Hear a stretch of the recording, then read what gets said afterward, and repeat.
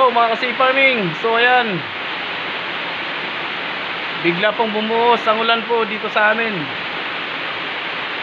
At sana po ay magtuloy-tuloy na nang muli na po tayo makapagtanim ng atin pong mga gulay. So ayan po, medyo malinsangan pa rin. Dito po sa Palawan ay tuloy-tuloy po ang pag-init ng panahon. Dito kami bandang south, dito sa Brooks Point, Palawan. So God bless naman at umulan din. Sobrang na-miss po natin yung pagbuhos po ng ulan. Katamtaman lamang po ang paglakas nito ng pagbuhos niya. Katamtaman lang yung lakas niya. So sana ay tagalan niya ito.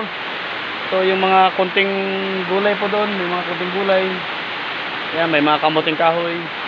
So may mga tanim-tanim pa dyan, mga konting gulay. So nadiligan din. At sobrang namimiss na po natin yung pagtatanim po ng talong. Kaya abang-abang lang talaga tayo mga kasi-farming. So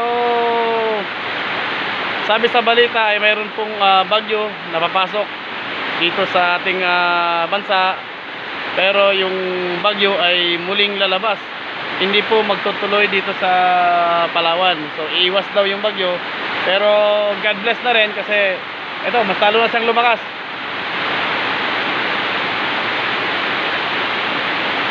Ayan, napakasarap pakinggan yung buhos ng ulan. Sana ito na yung senyales na muli na tayong makapagtanim ng mga iba't ibang klaseng gulay natin. So lalong-lalo na, siyempre yung talong. Matagal na po nating hinihintay ang talong mga kasi-farming na atin pong maitanim po muli. At muli po tayong makapag-update kung paano nga po ba ang pagtanim at pag-alaga po ng mga talong. So ilang buwan na, matagal na mga kasi-farming na hindi po tayo nakapag-upload ng mga video natin. Dahil nga sa wala tayong may upload, dahil ang area natin dito ay sobrang tuyong-tuyo na. So dito naman yung ilog namin ay talagang tuyong-tuyo na talaga. Yung mga puso, yung tinatawag namin yung bomba na pinagkukunan namin ng tubig ay malapit na rin pong manuyo. So God bless na rin at nagsisimula na rin siyang umulan na hopefully ay magtuloy-tuloy na at nang talagang makapagtanim na po tayo. So hindi ko na po paabain po mga kasi-farming, hanggang dito na lang po muna yung update po natin dito sa aming area na sana nga po ay magtutuloy-tuloy. So sa ngayon ang ginagawa po natin ay nagtatrabaho po tayo sa barangay bilang isang barangay kagawad. At siyempre basketball games, mahilig tayo sa sports. So doon muna tayo nakatoon po ngayon. And siyempre bilang isang health committee, so doon din po tayo nakatoon. Mapansin nyo, mayroon akong video po na in-upload tungkol po sa ating po mga kapatid na Palauan.